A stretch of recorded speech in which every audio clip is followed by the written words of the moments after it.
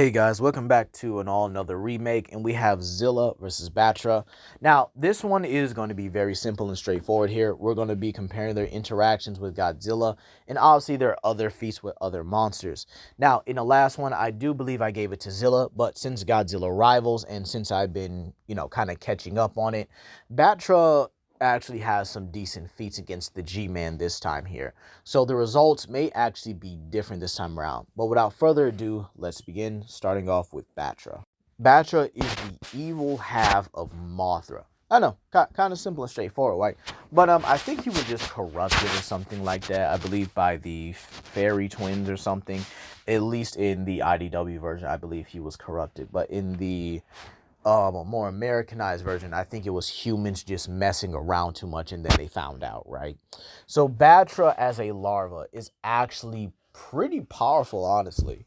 Like his larva stage is still be able to, well, was confirmed to be able to destroy a meteor that can simply destroy the Earth here. And the thing about the Earth in the Heisei universe is that it has a lot of lore behind it, with it being able to contain an energy that was capable of giving Death Ghidorah the power to destroy the entire universe, which again is very impressive here. And the sheer fact that the Earth itself here just had this like universal energy kind of like casually. So it's absolutely ridiculous. So what about Batra in general? What has he done over the years? What is his interactions with Godzilla and other monsters like? Well, he's been able to fight against Space Godzilla briefly before Titanosaurus had to step in and help him. And again, while you might say, oh, well, he still needed the help regardless, again, he was able to hold him off briefly. Space Godzilla, a being that can bend super gravity pretty casually, and the sheer fact that even, Titanosaurus was able to come in and damage him still says a lot. And they were showing pretty much equivalent power to each other, causing the same amount of damage. Yes, they both lost in the end, and I think they got atomized somehow. But again, it still shows that Batra is ridiculously powerful enough, even if he needs help to hold off someone that powerful. He also got a massive boost in the Godzilla rival comics here, with him actually being able to knock out the G-Man. He's also incredibly durable as well, with him being able to take attacks from Godzilla, Mothra, Rodan, Space Godzilla, and took like a full beating from King Caesar, who again is no slouch. This is the same King Caesar that has been able to be, being able to harm things like Mechagodzilla, beat up Megalon in like the same comic issue, or at least the same comic series in Rulers of Earth, right? And again, Batra was taking that beating pretty well, albeit, he was getting folded. Let's be real, he was getting folded up. But again, he still took that beating and wasn't really knocked out by it. Not even when the Trilopods came, with the Trilopods scaling to the lower monsters like Sanda, Garaya, Gorosaurus, Baragon, and even Anguirus to a degree here. Now, yeah, the Trilopods were somewhat fodder to most of these monsters, but again, their numbers kind of just get the best of you eventually. Now, let's talk about his optic beams here. Being able to still make Godzilla's atomic breath and actually producing a double knockout. I know, it's ridiculous, ain't it? Like, you guys see the clash here, right? These Kamehameha and Gallic Gun like clash here, and they're able to knock each other out. Batra is also ridiculously fast as well, being able to keep up with monsters that have like faster than light to light speed capabilities, with characters like Rodan being confirmed to be faster than it. And then you also have like, his optic beams being able to tag monsters that are faster than him. So again, you can easily put these beams at like faster than light, or even many times faster than light, if you really just want to get into that entirely. But again, Batra also possesses a plethora of other abilities. He should have his poison powder because again, he is a simple dark version of Mothra. So he should be able to have his poison powder, his energy beams, as I said earlier, and this electrical shock that was able to knock out Godzilla in the rival comics. So there you have it. That's Batra. So let's move on to Zilla. Now, Zilla himself does not have the best when it comes to his movie showings. I mean, the best he does have is, I guess, Final Wars, where he destroyed a city, and then he took a tail attack from Godzilla just to get blown up by the atomic breath when he was down. But he did manage to dodge the first atomic breath, so there's at least something, right? I know it's just it is what it is here. It's just he doesn't have the best movie showings. Even from the 1998 movie, he just never had the best showings. However, his series counterpart, which again is his child, has the best showings.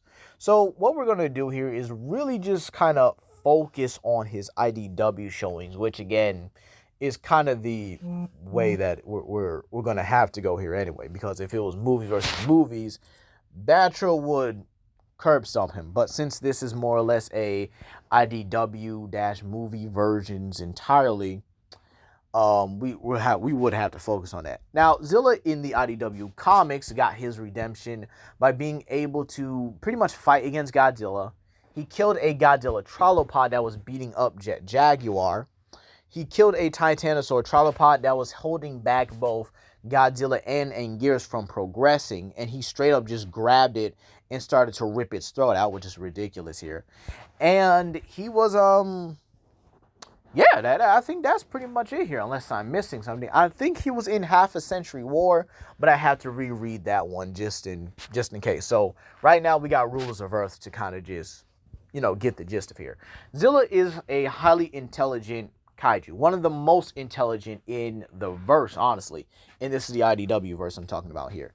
He's very athletic and very agile. Actually was able to consistently dodge the atomic breath here, even when he was in like compromised bodily positions, such as him being like hunched over and stuff and having to kneel. He's still able to dodge the atomic breath. Even when his back is turned to Godzilla, he's still able to dodge it. And again, he's able to burrow so fast that he's able to still get out of the range of the atomic breath. Zilla's strength and striking power is also no joke either. Being able to slash and draw blood from Godzilla, being able to ram and even stagger the big guy, even being able to take attacks from Majita, even causing a little bit of damage to the 600-foot monster, despite the fact that he got kicked and sent flying along with Varan. And again, if you want to compare him to other monsters like Jet Jaguar and Titanosaurus, then he should have the AP to knock out Godzilla. Probably not in one punch like Jet Jaguar has, but again, he should be around the ranges of AP because Jet Jaguar was struggling to even beat a Godzilla-like trilopod.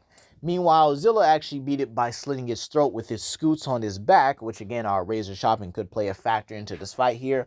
But again, he went on to kind of just use his jaws and claws to restrain his opponents and just kind of like just tear into them.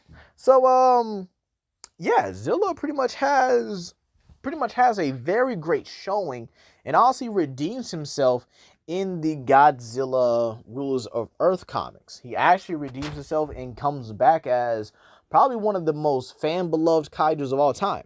Definitely underrated. Definitely needs more going for him. I mean, obviously faster than light because he's able to dodge the atomic breath, being able to be compared to monsters that can even knock out Godzilla, yada, yada, yada. You guys should be able to understand that, right? I mean, he's comparable to characters like Titanosaurus and Jet Jaguar. He should be superior to some other monsters like Gorosaurus and possibly even the others I named earlier because he did better against the trilopods and even the enhanced trilopods, which were matching their originals.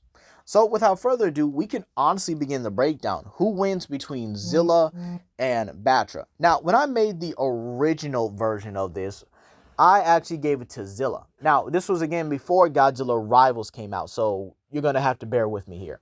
So why I gave it to Zilla the first time was because I actually gave it to Zilla because of his intelligence, superior strength, and his, burrowing capability. Him being able to probably burrow around Batra, even if he's flying, and possibly being able to shoot out the ground, grab him, and get his hands on him. Because Zilla seems to not waste time when it comes to killing his opponent, or at least going for the kill. Now, in a physical fight between these two, yes, I do think that Zilla would have the upper hand.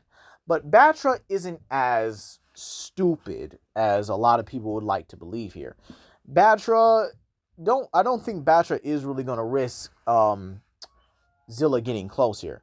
Now again, the characters have been able to dodge his optic beams and been able to outmaneuver him like King Caesar. And I do think Zilla and King Caesar are very comparable in intelligence here. However, Batra is again very intelligent himself here, being able to actually find ways to overwhelm the big guy and eventually knock him out.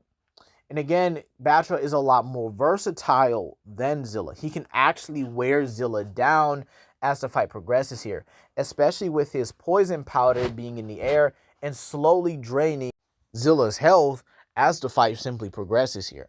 Now again, if we went by this like monster comparison to monster comparison, yeah, he did outshow Jet Jaguar, but then again, Jet Jaguar did go on to beat Gigan and like did it effortlessly here.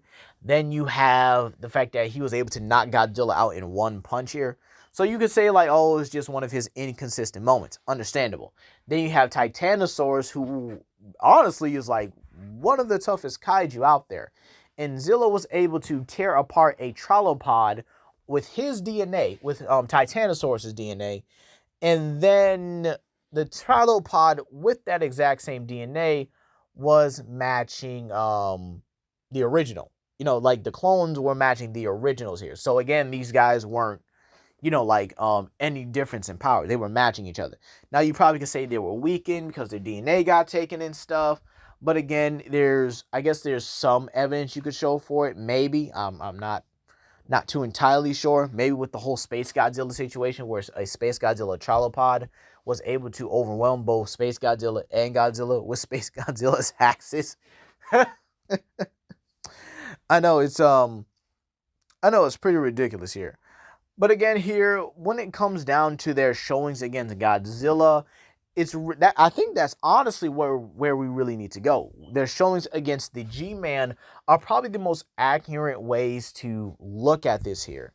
And in all honesty, Batra actually does a whole lot better against Godzilla than Zilla does, even managing to get a knockout.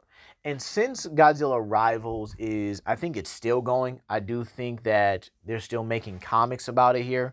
And with Batra actually getting an upper hand on Godzilla for a bit. Now, yes, Zilla had his upper hand, but not into the same degree where he was able to knock out Godzilla. So because Batra actually has a KO over Godzilla in the IDW franchise, I would have to award this to Batra. High difficulty, but due to its hacks and his abilities, I do think he would have a much better chance here of winning against Zilla. But hey, that's going to be all today, you guys. Please comment down below, like and subscribe and share with your friends. This is Legendary Grimlock, and I hope y'all have a blessed day. Peace.